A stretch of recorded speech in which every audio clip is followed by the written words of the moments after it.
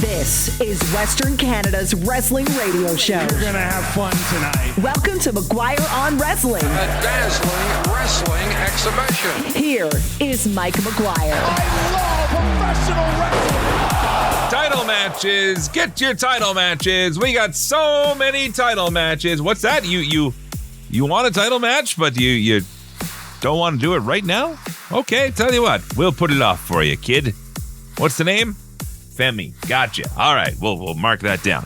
How you doing? I'm Mike McGuire. Welcome to McGuire on Wrestling. We cover the world of pro wrestling on all different levels, from the tippy top in the world all the way down to your local independent wrestling promotion. If you ever want to talk about your company or what's going on in your part of the world, please do. I hear from people all across Canada, from Australia, from all sorts of places, the UK, of course. And we love hearing about what wrestling is like for you.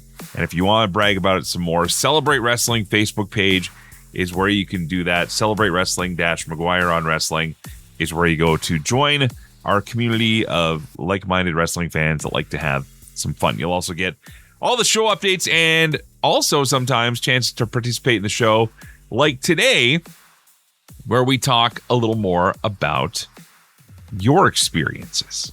Okay, I share my experiences as a pro wrestling commentator and tech guy and guy that's just been around the business for longer than I can remember now at this point. But it's not just about my experiences, even though the show is called McGuire on Wrestling. I love hearing what's going on in your parts of the world, and we're going to delve into some of those stories this week here with your first live pro wrestling experience. That's a formative memory for any wrestling fan. You walk in, you see the wrestling ring, you realize you're the person in the crowd that you saw on TV, and I wonder what it's like for kids nowadays that walk in. I wonder if it's the same feeling, because if you remember, if you're like, I don't know, I'm in my mid 40s here, so for me, my generation was things you saw on TV weren't real unless you actually got to see them in reality, and then you realize, oh my God, this is a thing. This is a real place. It's like going to a place you saw in a movie. You know, like if you ever go to New York City, if you've never been, highly recommend, because every movie you've ever seen that took place in New York, you're going to relive moments from just walking around that town. That's what pro wrestling is for a lot of us. And so we're going to delve into some of your favorite memories from your early first pro wrestling memories. That is from our Celebrate Wrestling Facebook page. If you'd like to support the show, celebratewrestling.com. I myself, after the crazy weekend of pay-per-views and PLEs that we had last week, decided to do 2 more wrestling shows and another event in between. So I've been on the road a lot this week. Had a lot of microphones in my face, had a lot of cords and wires around me, doing tech for shows as well. And it all started off with Canada Day in the small town of Raymond, Alberta. I can't guarantee this for sure, but I think we almost had the entire town's population at that Canada Day celebration at one point, if not a majority of them, because that's also where they happen to be launching the fireworks from. So it was us with Pure Power Wrestling, and then it was the fireworks. Talk about a double main event. We had some fun. I will say this, the small town wrestling fan kids, a little crazy, a little nuts. Some of them, frankly, a little too nuts. But I think that's part of just the world today, too, is that we just like experiencing things. And sometimes we don't know how to experience them without jumping over barricades or throwing things at the ring when you're not supposed to. Anyway, I digress. I'm not going to sit here and bash the fine people of Raymond. What I am going to do, though, is tell you that after 4 matches there in the heat and the mosquitoes, which there were a lot of mosquitoes. We've had a lot of rain in southern Alberta, which is uncommon. And with that comes standing water. I felt for our wrestlers. I really did. Me, dum-dum here, I luck out. I get to be in a suit the whole night. Even then, I'm putting on the bug spray on the layers underneath, because you never know. But yeah, as for the wrestlers, I mean, they're not coming out much. And to go out there and wrestle and get mosquito bites and all that craziness, good on them. It was a ton of fun. Great way to celebrate Canada Day. The next night, I was up in Calgary doing some stuff for a Stampede kickoff party. It was a private event put on by my buddy Craig Moritz and some great Canadian country music acts. So I had fun there, raising some money for kids' cancer care, which I didn't know this organization existed until I got up there. And they're one of those great organizations that looks to make things easier for families and kids, especially dealing with all sorts of degrees of cancer. And then it was back to Southern Alberta for another live summer pro wrestling show. And it's funny, summer, the numbers are usually, quote, down a bit because, people are busy. They're going to the lake and going camping or just doing stuff. Bottom line is the summer numbers were, quote, down. Now, I've told you before about this weird Southern Alberta market where the turnout for indie wrestling is insane. And I will say this, and I had a conversation with a couple of the wrestlers there. The numbers that we had for a, quote, down show were still probably better than some indie shows would run on a regular basis. And so that's to be commended to the fans and the wrestlers for putting on a great show. And they did just that. It was the Summer Sizzler Tournament. We had 2 new PPW champions crowned. It was a ton of fun. So if you want to find out more about those, just look up Pure Power Wrestling. And then, of course, I'm going to be hitting the road with CWE later on this month for 4 shows across Southern Alberta. Dungeon Wrestling back this fall. And all sorts of TV stuff in between. But it's been an interesting time if you're a pro wrestling fan. You've been watching on TV lately because we've seen a lot of build and either a lot of quick payoff or, in one case, no payoff to a big, long build. We're going to talk in depth this week about the AEW and WWE title situations when it comes to the stipulations that were put up at Forbidden Door, with Mark Briscoe getting his opportunity and how quickly they jumped to that. And then we're going to look on WWE's side of things, where they've had a months-long build to lead up to the SummerSlam main event, and they've completely changed the main events, where the winner of the King of the Ring is not vying for the championship. The whole reason they had the King of the Ring. Irrelevant at this point. Plus, we'll touch on Kenny Omega and a bunch more on the show. Joe Aguinaldo joining me this week. Dave Meltzer is away this week, but he will be back next week in some form or capacity. We're going to talk about all the things that have happened since he was last on the show. But invite you to always be a part of the show again on the Celebrate Wrestling page. Love hearing from you. Let's get down to it, though. Some of the biggest stories in the past 7 days. We call it the 5 count. You want to hear that breaking news? We can get settled the score. Me and you, one-on-one, Obafemi versus Brock Lesnar at SummerSlam. I accept, Oba, but here's one condition. I'm going to one-up the Oba. SummerSlam, Minneapolis, Hell in a Cell. What? Yeah, world title be darned. We're not even worrying about that right now, as Obafemi has traded in his title shot, although not really traded it in. They say he still has it. It's a little confusing, a little muddy. Anyways, he's going to face Brock Lesnar, Hell in a Cell, at this year's WWE SummerSlam in Minneapolis, Minnesota. Match was set this past week on Raw. Brock Lesnar cut the promo mostly himself, to which Oba then issued the challenge. Brock accepted. Now, by definition, Oba was supposed to be facing Roman Reigns for the World Heavyweight Championship at SummerSlam, but somebody else stepped into that spot. The OTC, the World Heavyweight Champion, Roman Reigns.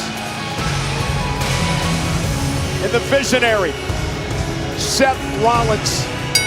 On the AEW side of things, MJF did manage to retain his world title against Mark Briscoe, who won at Forbidden Door last Sunday.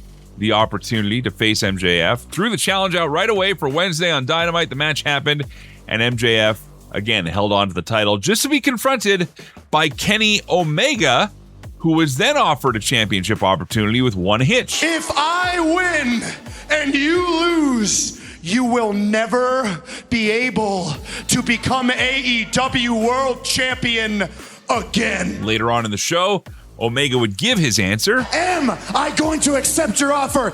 The answer is yes. Kenny Omega versus MJF will take place this coming Wednesday on Dynamite, once again to see who will face Will Ospreay at AEW's All in London.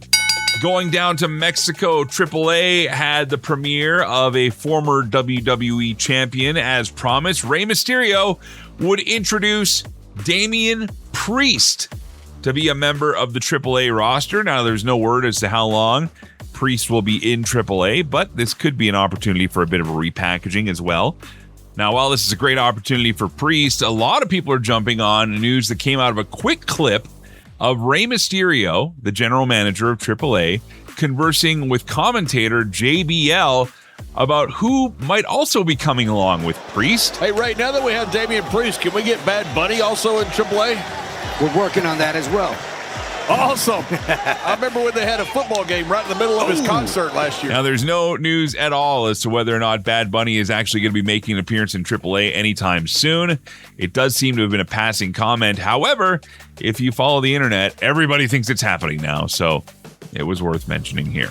Some breaking news as WWE superstar Sheamus may be set to leave the company. Sheamus hasn't been seen on TV since November of last year, and after having shoulder surgery, has been off TV. Now, what's interesting is that Sheamus has since changed his alias on X, although still keeping the handle at WWE Sheamus for now, as Stephen Fairley, or S. Fairley, which is his real name. Sheamus has been busy with his Celtic Warrior workout video series, which garnered him a bunch of success outside of the ring, but it's also being reported by sites like Fightful.com that Sheamus may have rejected a restructured contract opportunity, much like the New Day and other stars are reported to have had offered to them. Sheamus has been with WWE for 20 years. We'll wait and see what happens with the Celtic Warrior moving forward. She has changed my life and my perspective. The magic I'm getting back is knowing that if someone wants my time, I'm giving it to them. And finally, some sad news coming out of the week. You might remember the story of Scarlett Guillen. Scarlett was the young fan of Charlotte Flair, who rose to prominence over the last couple of years after being discovered by Charlotte and even inspiring some new gear and a new look for Charlotte Flair with the Top Girl line that came out. Well, Scarlett Guillen sadly has passed away at the age of 8 years old. Guillen was diagnosed with a rare form of brain cancer 3 years ago and has been battling ever since. A while back, WWE posted Scarlett's story in a YouTube video. You can find that link on our Celebrate Wrestling Facebook page, where we send our sincerest condolences out to the friends and family of Scarlett Guillen. You're listening to McGuire on Wrestling. Thank you so much for joining us today. And coming up, Joe Aguinaldo and I are going to look at title builds, match stipulations, and whether or not they even matter when it comes to North America's two biggest companies, plus your first live wrestling experience. There's some great ones that are coming in. We'll talk about those and more. This is McGuire on Wrestling. More than just McGuire on Wrestling, the Celebrate Wrestling podcast feed. Laugh along with Mitch and Dimitri on the alternate commentary table. You're the champion over there, and I'll be the champion over here, and we'll be alliances together. It's like, come on. No, you hang up. Come on. No, you hang up. Okay, let's hang up at the same time. 1, 2, 3. You didn't hang up. Me neither. I know. Just search and subscribe to Celebrate Wrestling. Always free. Always about wrestling. Celebrate Wrestling wherever fine podcasts are carried. Welcome back to McGuire on Wrestling. I always say I'm going to post a video of Dancing Joe Aguinaldo, and I never do, but today might be the day where Dancing Joe Aguinaldo's intro video actually gets posted. How are you, Joe? Mike McGuire. Whoa, I'm good, man. How's it going? whoa. Dancing Joe Aguinaldo is fun. Singing and dancing Joe Aguinaldo, you might actually be convincing me to set up a Patreon now, okay?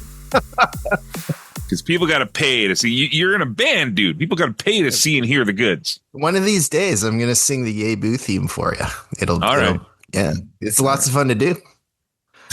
If you like it, holler yay. If you don't, you holler boo.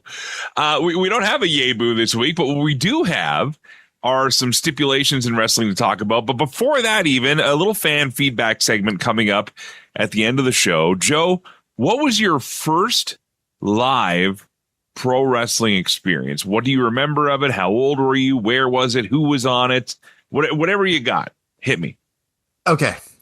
I'm going to assume this was kind of in the late 80s. I don't remember when it was. It was in the old Maple Leaf Gardens before it became the Mattamy Center.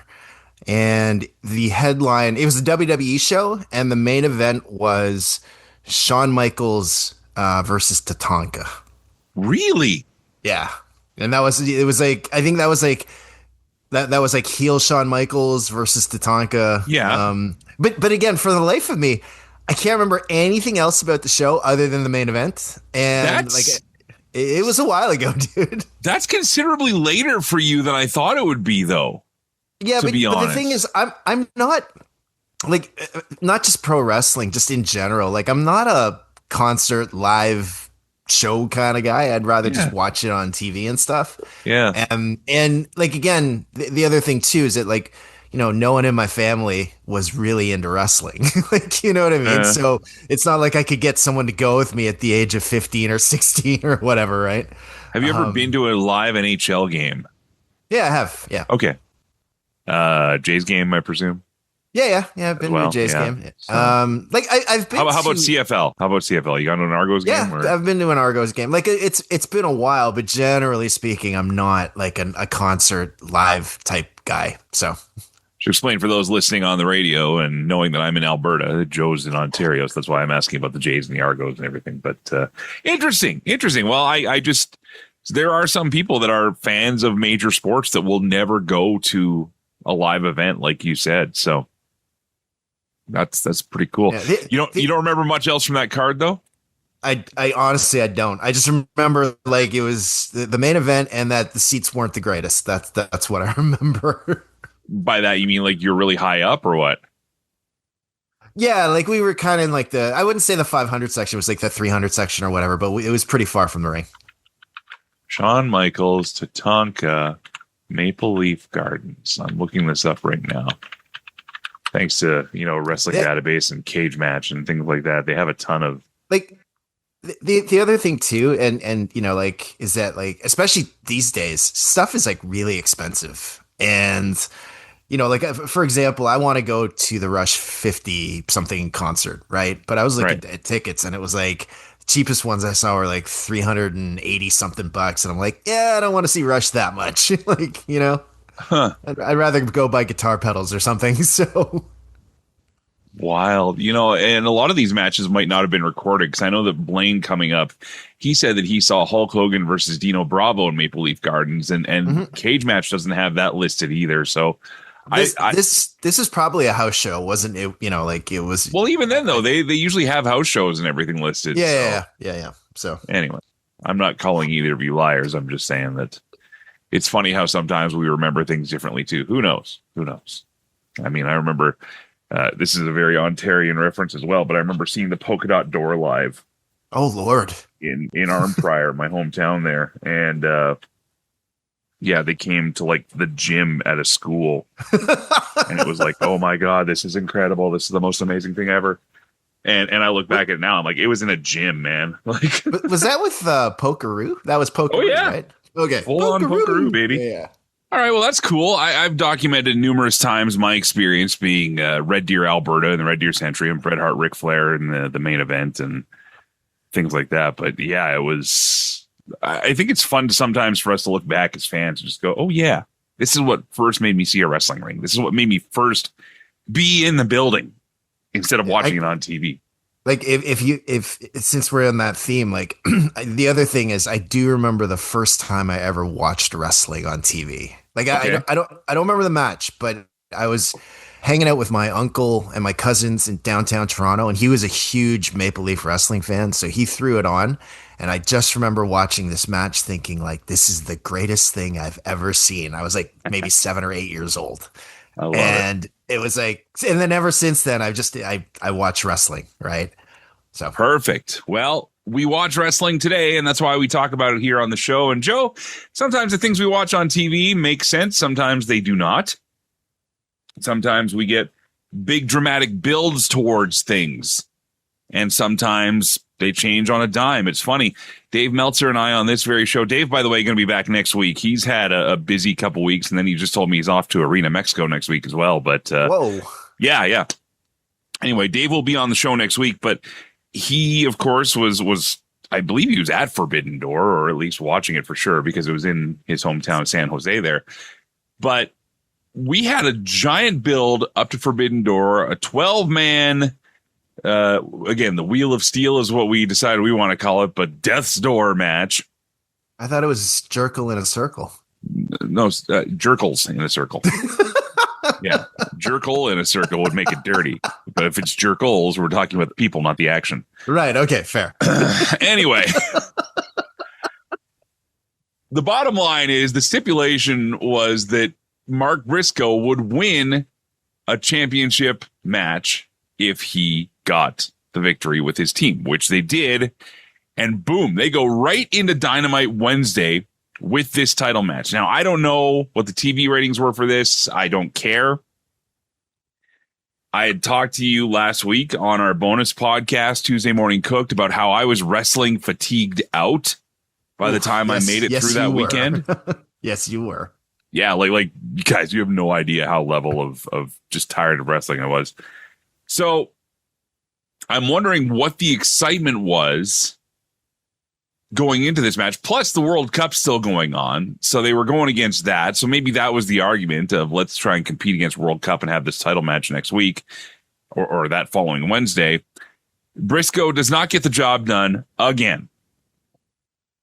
MJF victorious, retains. This sets up a whole Kenny Omega situation, which we'll get to in a minute.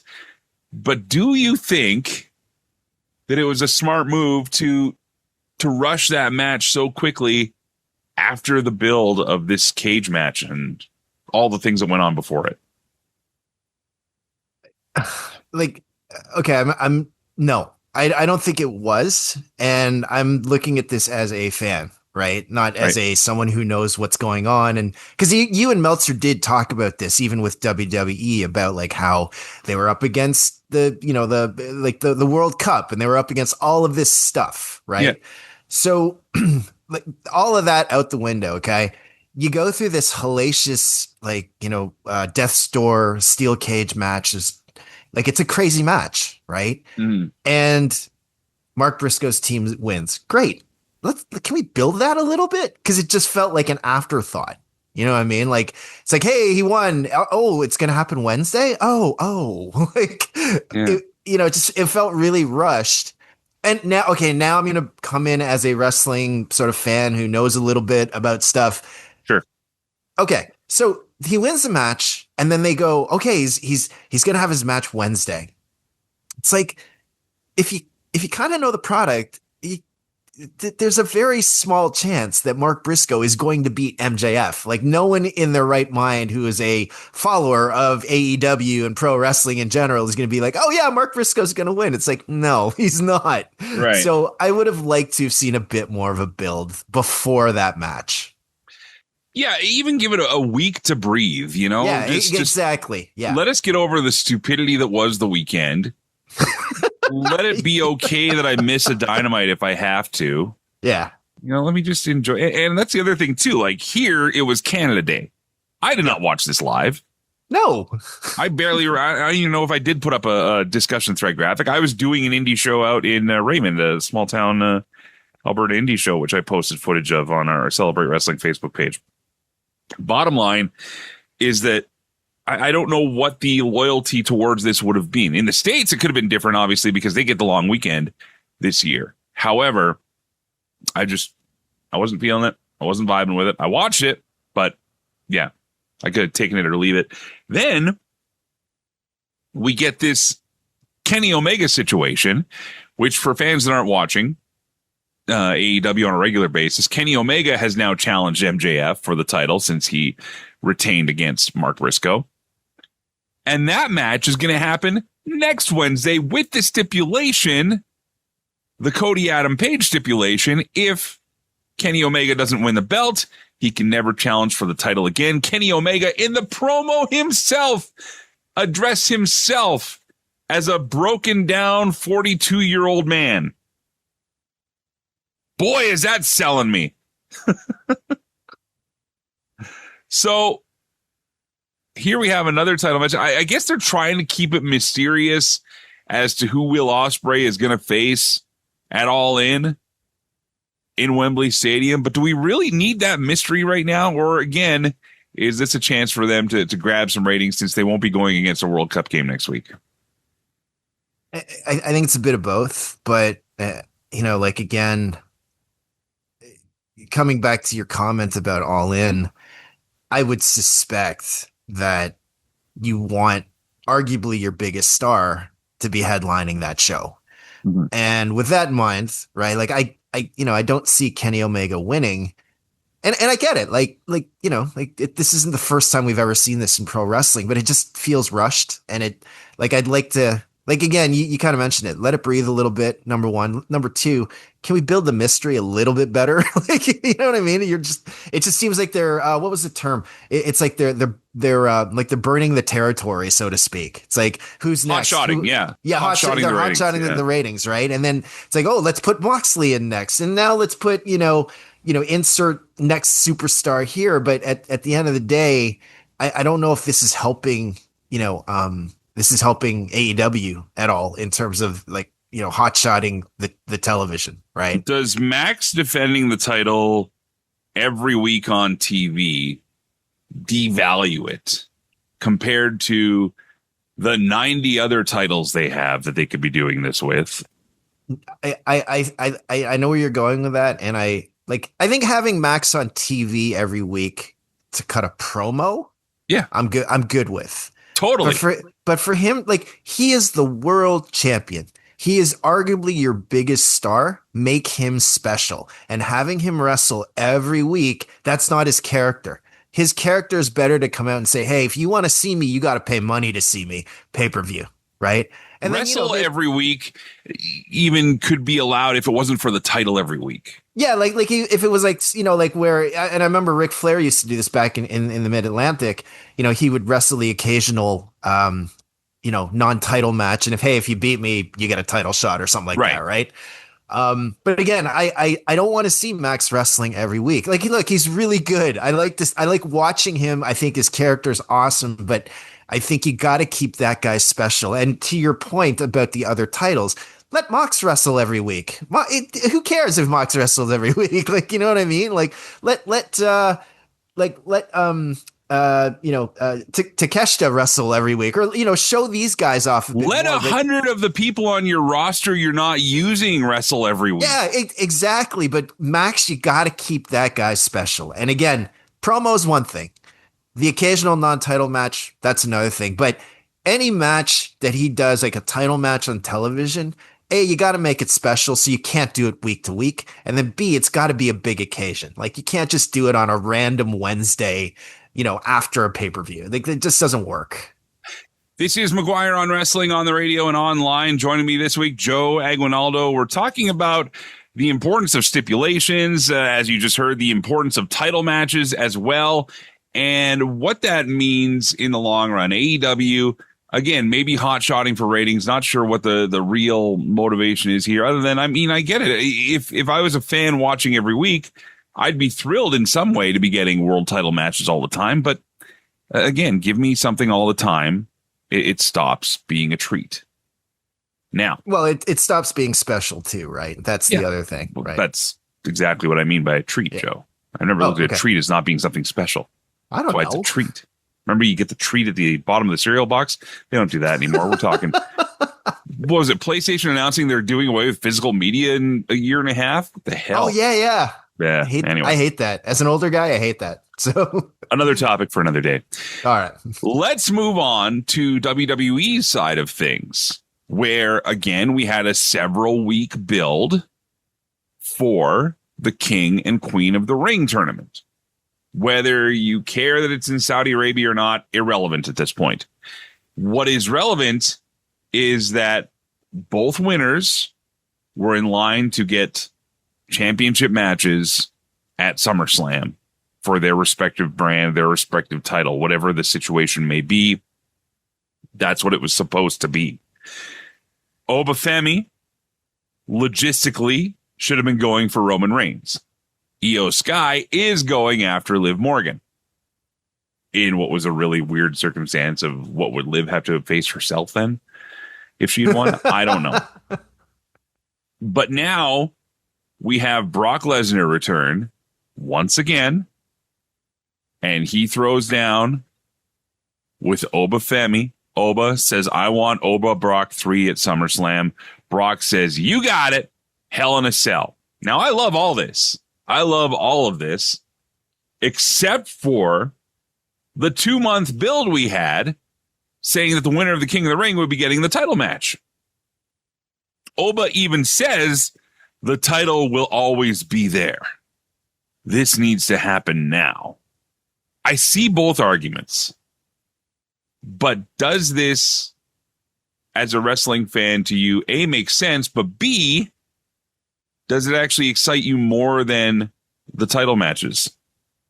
I agree that it makes sense. I'm okay. Put it this way. I'm okay with this because like you've got that unfinished business with Brock. And again, because Oba's a young guy, he's got time to go after the title, right? Sure. And I think really the bigger thing for me was if he had gone after the title, like especially against Roman, I think it's too soon for him to win it to start. So I'm okay with the Brock thing. At least it makes sense. So I'm going to transpose this to other sports, which I rarely do because, again, it's pro wrestling, it's entertainment. I get it. But pro wrestling is entertainment based on simulated combat sport. So to transpose this to other sports, Joe, the Las Vegas Golden Knights come in. They're white hot. They're brand new. And they go out and win the Stanley Cup. The idea of being a competitor is that you want to be champion. You want to be the best. There's more money in it. There's prestige in it. It's a lifelong dream for some people. Whatever cliche you even want to put on it. Being the champion should be the most important thing. Now, if the Las Vegas Golden Knights had an opportunity to play the final game, and let's say they go all the way to Game 7, and I don't even remember what the layout was for their first Stanley Cup win off the top of my head here, but let's say it's Game 7, it's the final chance this year to become champion. They've earned it. They've worked so hard to get there. They've beaten everybody they need to beat. But, they got a problem with the Nashville Predators. Actually, let's bump it up. The Oilers were still really good then. They got a problem with the Edmonton Oilers. Are they going to forego Game 7 to win the championship? To settle the score with the Oilers first? I mean, no, but that example to me doesn't work. Okay, then let's change it to boxing even. Okay. Actually, I was going to use UFC as the example. Yeah. Okay, something closer. Exactly. But the thing is, people in the UFC have done that, where like, hey, I hate this guy. I'm going after him before I go after a title shot. So this is not unprecedented, right? Because you're talking a personal beef here, where you know what I mean. So, and again, I know where you're coming from, but it just like the whole thing with Obafemi is, like if again, like to me, I think the bigger issue is they've rushed this guy, and now you've booked yourself into a weird corner because he was going to. So he won the King of the Ring, that made sense, right? And now, but the stipulation of it's a title shot, I think, kind of hurt them a little bit because again, I think it's too soon for that guy to be getting a belt. He can get a title shot, but I don't think he can win it. Right. Right. And then on top of that, you had the whole thing with Brock Lesnar, and who knows what happened backstage with the Brock Lesnar thing. But the long and short of it is you've got this Brock Lesnar thing. And I think from, the WWE perspective, the Brock Lesnar thing, that's that's a limited time deal versus Oba going for a title shot. You got some time for that, right? I guess I look at it as what is a personal grudge versus what is the point of being a competitor, right? No, and for those hockey fans, by the way, that are screaming at me saying that, Vegas didn't win in their first year. I know they won in their second year, which is still record time. But anyway. But again, to your point though, and here's the thing. So like the pro wrestling, the old pro wrestling fan in me, right, is like let Oba go for the title shot. I think that's really where we should go with it, because that was the stipulation. Yes. And you've just kind of pooed on that stipulation, right? Well, you've made a main event, which is a great main event. I will say this. Oba Brock 3 is going to be great. They've made some money off this thing already. And like I said, it's money on the table if they didn't do it at SummerSlam. Yep.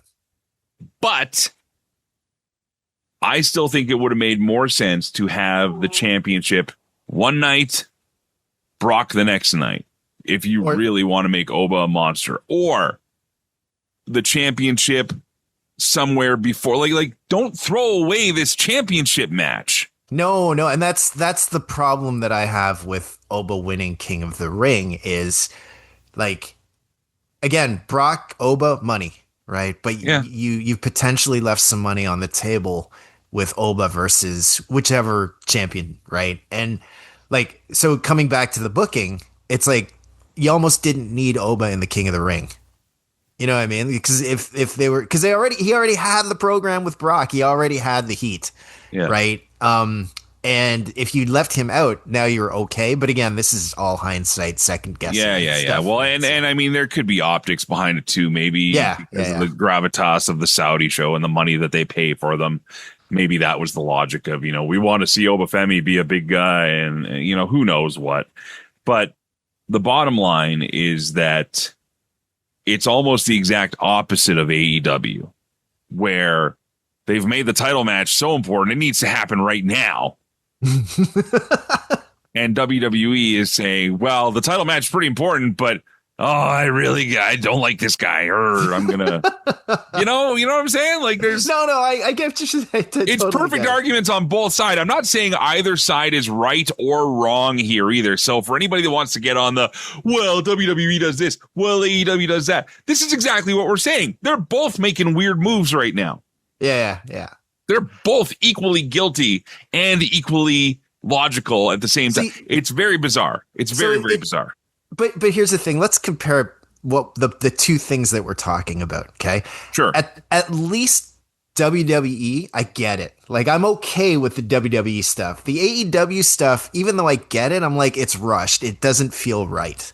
You know what I mean? And I think that's the, like, I think this is sort of the high level where you're coming from with this combo, is that like you had these really big moments and then the follow-up just seems kind of weird. The follow-up, like with AEW, the follow-up seems rushed, and with WWE, the follow-up feels like, it's like, okay, then why did we go through all of this King of the Ring stuff to just not have the stipulation followed, right?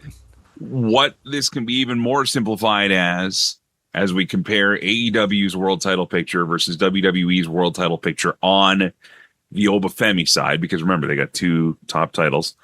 Right. It's the guys making the belt, or the belt making the guy. Making the guy. Yeah. And that's what it is. It's literally being played out in both sides in totally different situations. Right? Max and everybody he's facing making the belt. Actually, no, other way around. The belt is making everybody that they're facing. Whereas on the other side, it's showing that the guys could make the belt. Right. But right now they're bigger than the belt. Yeah, it's such a weird conundrum going on right now. All right. See if it makes sense to you. Leave your comments on our Facebook page, on our social media as well. Join Celebrate Wrestling on Facebook. Joe Aguinaldo joining me here. Coming up in just a moment, we're going to go back to some of your favorite wrestling memories here. Your first show ever. This is McGuire on Wrestling. Thank you so much for being here. This is McGuire on Wrestling. McGuire on Wrestling, Western Canada's wrestling radio show. Brett the Hitman Hart, how are you, sir? I'm very good. Now spanning BC, Alberta, and Saskatchewan. MVP. It's good to be back with you, Mike. You can hear extended versions of the show, bonus podcasts, and exclusive interviews by following the Celebrate Wrestling podcast feed. Killer Cross. I'm actually enjoying this conversation. Apple Podcasts, Spotify, iHeartRadio, and wherever fine podcasts are downloaded. Just search and subscribe to Celebrate Wrestling. Welcome back to McGuire on Wrestling. Final segment of the show here on McGuire on Wrestling. Thank you so much, as always, for being a part of the show, even by listening. But if you get a little more active and join us on our social media, the Celebrate Wrestling Facebook page, there's two. There's the radio and podcast page, which promotes the actual shows. And then there's the actual fan forum. And that's where we pose questions every once in a while, get your feedback with yay, boo, and all the other discussion that we have there. And the great thing is you guys and girls post all sorts of interesting things throughout the week as well. But it's funny, anytime I host a pro wrestling show or ring announce or anything, and sometimes I do this for things that aren't wrestling shows too, but I always like to do a show of hands because it's a good way to find out a quick survey too. This is a little promoter's tip for you. Quick survey. How many of you are seeing pro wrestling for the first time ever today? And then you'll see hands go up. And sometimes it's a few hands. Sometimes it's a lot of hands. Depends on where you are, what the crowd is, et cetera, et cetera. And then you say, well, how many of you have been here before? And then you have fun and say, okay, the guys and girls that know what they're doing here, you show the new ones what to do. And then you have fun, host the night. So there's a little tip for you from a promotion standpoint. But what I like finding out most are who are the brand new wrestling fans that are seeing wrestling for the first time and have been waiting to see it their whole lives. And sometimes that's a long amount of time. And sometimes, usually, it's a pretty short amount of time because a lot of people come in as kids to pro wrestling. And that's what we found out this week on the Celebrate Wrestling Facebook page. I asked you, what was your first live wrestling experience? How old were you? What do you remember about the show? Anything you could share about the details. Quickly again, my first live pro wrestling show was in Red Deer, Alberta. Bret Hart versus Ric Flair. Weeks before Bret would win the WWF Championship for the first time. I've got tickets. I've got photos. I've got everything I could from that show. And it was incredible. I still remember it like it was yesterday. But enough about me. We got a little bit of time here to go through some of your responses. So we start off with Blaine Vandergreen, who I know just saw his first Dungeon Wrestling show a couple weeks back in Calgary. He says, I was about 6 years old.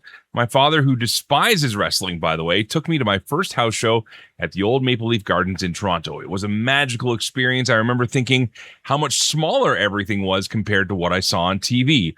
The ring in particular. You know, it's funny. The WWF ring is a 20 by 20, which is by standards the biggest ring usually out there. And was there some weird promotion that tried running like a 24 by 24 or something? And all the guys, like, it just looked terrible. Anyways, we go back to Blaine's comment here. He says, the other thing that stood out to me were how loud the bumps were when the guys hit the mat. Yeah, I don't think anybody's ever ready for that, especially if you're in a smaller venue, like a bar or a nightclub or even a community hall. Because the ring bumps are loud. You get used to it after a while, but those first couple hits, man. Oof. Anyways, Blaine goes on, if I remember correctly, the main event was Hulk Hogan against Dino Bravo. I also remember my dad carrying me down to ringside as the wrestlers would make their entrance to pat them on the back or give them a high five. But unfortunately, my tiny arms couldn't reach Hillbilly Jim, so my father had to do it for me. See, that's a dad right there. That's a great dad moment where dad might not be crazy about the wrestling, but hey, we're going to high-five Hillbilly Jim for us. Quite an experience. Sadly, his eidetic memory only applies to useless wrestling knowledge, just not personal experiences. Got it, Blaine. Okay, I'm sorry if I say your name wrong here. I see you comment all the time, but Nye? Is that short for something? I don't know. But anyway, Nye says, it was the Northlands Coliseum, Benoit challenging Stone Cold Steve Austin. I was old enough to know it was predetermined and young enough to believe that they may actually put the belt on Benoit in his hometown on a TV taping, so I was hooked. I'm trying to remember what year that was. Was I at that show? I think so. All right. Eric Pankrat says 15 or so. Stampede Wrestling came to our small town of Watrous. Wow. I've been to Watrous. It doesn't surprise me at all that Stampede Wrestling would have been to Watrous. Bruce took that thing everywhere. All right, Sweet Vinny B, house show in Edmonton, late 80s, I want to say. My dad did not share the same enthusiasm as my brother and I for wrestling, would always call it hokey. Let's just say the main event of Andre versus Jake, with Jake throwing Damien in the ring and Andre running away for the count out, loss did nothing but solidify his theory. Hey, snakes are scary to some people. You don't know. And I also came back and said first indie show was 16, a place called the ACA Center. Kenny Omega wrestled. I was at that show. I was taking pictures at that show. Dude, I remember that very well. The ACCA Center or the ACA Center, depending on what you call it. Mike Marquardt says WWF In Your House breakdown in Hamilton, Ontario. Not the absolute best card I could have asked for, but did see Edge versus Owen Hart featuring the debuting Christian, Stone Cold versus Kane and Undertaker in the main event, and The Rock was completely over with the crowd, and the seeds were planted to show his potential to be the megastar he became just months later. Craig Usher says his first show was 1998 house show in Saddledome in Calgary. The pop for Owen Hart was surreal. Stone Cold versus The Rock versus Taker with Sergeant Slaughter as referee was the main event and incredible. He says, been hooked on wrestling since 93, but never got to go to a live show until then, and it was incredible. His first indie show was in 2002 in Courtney, BC, headlined by Vance Nevada and Jim Neidhart for ECCW. Incredible. I think Paul York beats us all for his first wrestling show, though. Paul York over in the UK says 1992, London, Wembley Stadium. I was 10 years old. I remember getting so excited when LOD zoomed past us on their bikes. Yeah, SummerSlam 92. A couple things happened at that show. People kind of talk about it once in a while. Wow, it's incredible, Paul. Incredible. Aaron says WWE House Show 93 or 94, I believe, at the Sportsplex in Lethbridge. Met Undertaker at the Bay Mall and got a signed cassette of theme songs. Then that evening, as we were standing in line, Owen Hart plowed me over coming out of the old box office. He picked me up, apologized, and signed my shirt. After the show, he spotted me and my fam and got us down in the locker room and met Bulldog and Mankind and Taker again. Jake the Snake was there and Stone Cold too. I'll never forget that day. That's a pretty incredible day. We got time for a couple more here. Douglas Grandy says, I got into wrestling in late 87, a little later than most. I was 19. Every week, WWF TV, Billy Red Lions would advertise upcoming shows at Maple Leaf Gardens. It would be in 1988, sometime after WrestleMania 4, when I finally decided to attend my first show. It was Macho Man defending the WWF title against Ted DiBiase. Dick Gaeta says Stampede Wrestling in the Hanna Arena, home of Nickelback. He was 11 or 12, remembers him and another friend going down to the dressing room hall. We figured it's our arena. It's not really backstage, so they can't kick us out. Met Brian Pillman and Owen Hart in the hallway. Can't remember much about the interaction, but they must have been cool. Eric says WWE House Show at the Dome. You mean the Sky Dome, Eric? That's cool. Or Saddle Dome. I don't know. Eric, I think you're in Calgary, actually, so it would make sense. Either way, Yokozuna versus Tatanka, Macho Man versus Crush, and he was in the second row. And Zach Brown says first house show he attended was September 95 in Peterborough, Ontario. Mom managed to get us third row, which was amazing since we never had a lot of money growing up. The main event was Kama versus The Undertaker in a casket match. I remember the ending of the event when Taker's music ended and Kama popped out of the casket with gimmick fear on his face. My all-time favorite was Bret Hart, and luckily he was on the card. He beat Isaac Yankem DDS. I still have the program match card and ticket stub from that one. Love it. Kevin Farrell says June of 92. He'd have been 4 years old. No memories of the show, but for about 20 years, he had a Randy Savage foam finger who was in the main event. Marcus Bland, 13 years old, just moved to Atlanta and went to a taping of WCW Saturday Night. And Alan Chambers, 91, WWF taping at the Northlands Coliseum. I was 14 years old, about 3 or 4 hours with interview segments, a funeral parlor segment, as well as leading up to SummerSlam 91. Hogan and Jim Duggan versus Slaughter and Colonel Mustafa was the main event, and a bunch more. But we are out of time, friends. Thank you for your feedback. Celebrate Wrestling on Facebook, CelebrateWrestling.com. Subscribe to the podcast feed at Celebrate Wrestling. Join us on the radio. Until next week, thanks for listening. Let me do what I do. Play safe, drive safe. Be seen ya. McGuire on Wrestling online, and on the radio. You can hear extended versions of the show, bonus podcasts, and exclusive interviews. Just search and subscribe to Celebrate Wrestling. Always free, always about wrestling. CelebrateWrestling.com.